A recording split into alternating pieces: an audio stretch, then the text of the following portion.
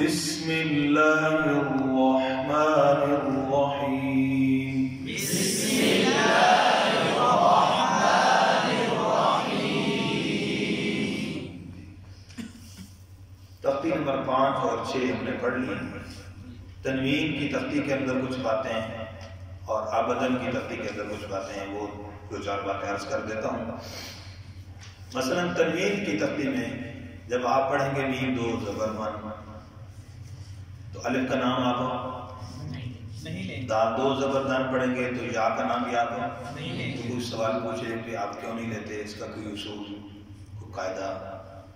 یہی بات ابدن کے اندر بھی آئے گی، ہدن اور دوان کے اندر بھی آئے گی۔ تو اس لیے ایک ہی بات ہے دونوں تختیوں کے حوالے سے، اس لیے میں تختی نمبر 6 کے ساتھ یہ بات عرض کر رہا ہوں۔ اس کا جواب کیا ہے؟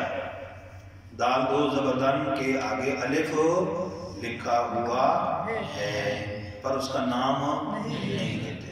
کیوں نہیں لیتے؟ اس کا اصول اس کا یہ ہے کہ جو حرف پڑھنے میں نہیں آتا، یعنی حرکات و سکنات سے خالی ہوتا ہے،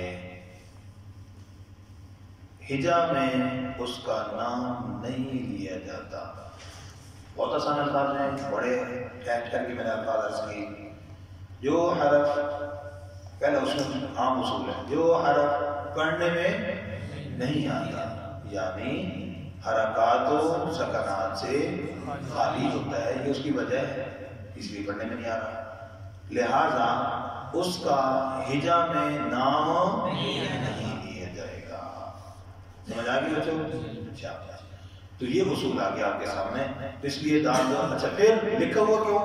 اس کی پھر میں نے بتا دیا جب آپ پہلے بھی کہ مصحف عثمانی کی رسم کی مطابقت کرتے ہوئے اس کے اندر یا لکھ دیا گیا، بعض جگہ پہ کچھ بھی لکھا دو زبر کی ترمیم کے بعد، بعض جگہ پہ الف لکھ دیا گیا، سمجھ گئے؟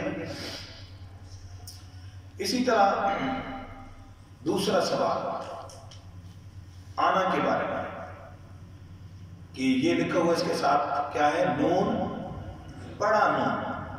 تو یہ بڑا نون کیا ہوتا ہے یہ میں آپ کو عرض کروں گا۔ یہ بڑا نون ہے بھائی، یہ موبائل کھڑا ہے بھائی، یہ موبائل کیا ہے؟ بولو، اور یہ بولو بڑا۔ بڑی آسان مثال ہے کہ سمجھا رہا ہوں۔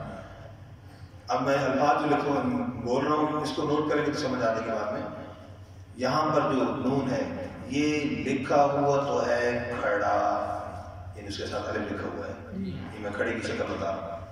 یہ لکھا ہوا تو ہے کھڑا، لیکن اس کو پڑھنا ایسے ہے جیسے پڑھا، اس کو پڑھنا ایسے ہے جیسے پڑھا۔ کئی اس کو سمجھتے ہیں کہ پڑھنے والا، یہ پڑھا نہیں ہے، یہ پیڑے الف ہے، پڑھا، یہ نیچی بڑی ہوئی چیز ہے۔ لکھا ہوا تو ہے کھڑا، اس کو پڑھنا ایسے ہے جیسے پڑھا، یعنی بغیر الف کے۔ کیسے پڑھیں گے؟ حمزہ زبر آ، نون زبر نا، آنا، دیکھو آلما ہو گیا، دیکھ رہا یہ غلطی، اس پر غور کریں حرکات کی۔ آنا کیسے؟ آنا۔ اچھا اب دوسرا سوال، اس کا پڑھنے کا طریقہ سمجھ آ گیا؟ دوسرا سوال، اس پر وقف کیسے ہوگا؟ وقف میں اس کا الف پڑھا جاتا ہے، وقف میں اس کا الف پڑھا جاتا ہے۔ اس کا کیا اصول ہے؟ وقف رسم کے تابع ہے، رسم بمعنی لکھائی کے تابع ہے، یعنی یہ ویسے تو پڑھنے میں نہیں آئے گا، لیکن جب وقف کریں گے تو چونکہ الف لکھا ہوا ہے لہذا وقف میں یہ الف پڑھا بھی جائے گا۔ کیوں کہ وقف رسم کے تابع ہے، یعنی لکھائی کے تابع ہے۔ بات سمجھ آ گئی؟ اس لیے اس کا وقت کیا ہوگا؟ آنا۔ وقت کیا ہوگا؟ آنا۔ کیسے؟ آنا۔ اسی طرح حرف آگے آ گیا خوشیہ، کیسے؟ خوشیہ۔ وقف، اب یہاں بچوں کو غلط فہمی ہوئی، یہاں پر جب وقف کریں گے یا ساکن ہوگا تو یا مدہ بن جائے گا، خوشی، کیسے؟ خوشی۔ درست ہو گیا. دوسرے اہم حرف قوان. یہاں اکثر یہ پہلے طوا کی جو حرکت ہے یہ لمبی ہو جاتی ہے اور واو مدہ بنتا ہے. قوان اکثر ہوتا ہے. قوان وقف قوا. یہ وقف کا جملہ بھی ذرا غور کریں. بعد بچے پڑھ رہے ہیں وقف. ہاں جی وقف نہیں ہوتا. کوئی کہتے ہیں آگے وقف, کوئی کہتے ہیں پیچھے وقف. تو بھائی صرف وقف کہیں عربی کے اندر بس, کیونکہ وقفون مصدر ہے. پھر اس پر جب وقف کریں گے تو قاف اور فا دونوں ساکن ہو جائیں گے. ٹھیک ہے شاباش. دوسرا ایک اور اہم حرف قوان کا وقف کیا ہوگا؟ قوا. ایک اور حرف قوریہ. بولے وقف قوری. اہم حروف کے اندر میں بتا رہا ہوں. اس کے اندر اکثر وقف کرتے ہوئے پڑھ جاتا ہے قوری. یا لکھا ہوتا ہے. تو بیٹا یہ دوسری تختی کے اندر ہم پڑھ چکے ہیں حمزہ بصورت یا. بولو حمزہ بصورت یا.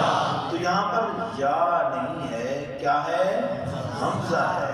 اور حمزہ کو ساکن کریں گے تو جھٹکے کے ساتھ پڑھیں گے, پوری یا نہیں پڑھیں گے. تو یہ یہاں حمزہ ہے یا کی شکل میں, لہذا یہاں پر آواز یا کی نہیں ہوگی. تو پوری وقت کریں گے پوری. کیسے؟ یہ کئی جگہ پہ سننے میں آیا کہ پوریا وقت پوری. ٹھیک ہے, امتحان میں کے لیے اس طرح یہ چیز سننے میں آئی, تو اس لیے اس غلطی پر خاص توجہ دلا رہا ہوں. تو پوری وقف پوری کیا ہے پوری.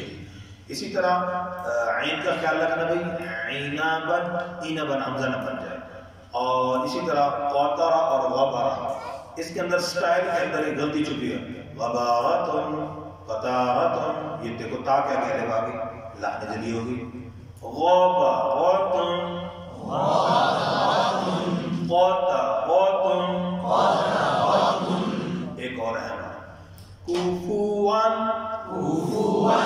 یہاں فا پر پیش ہے, مونٹ گول بھی ہوتے ہیں اور فا کا مخرج اوپر کے دانت نیچے ہونٹ میں لگنا. تو یہاں پر اوپر کے دانت نیچے ہونٹ میں نہیں لگتے, فا کا مخرج رہ جاتا ہے اور یوں پڑھا جاتا ہے. یہ ممکن غلطی بتا رہا ہوں. کوفوان یوں کہا جاتا ہے. کوفو, یہ کوفو نہیں ہے, کوفوان.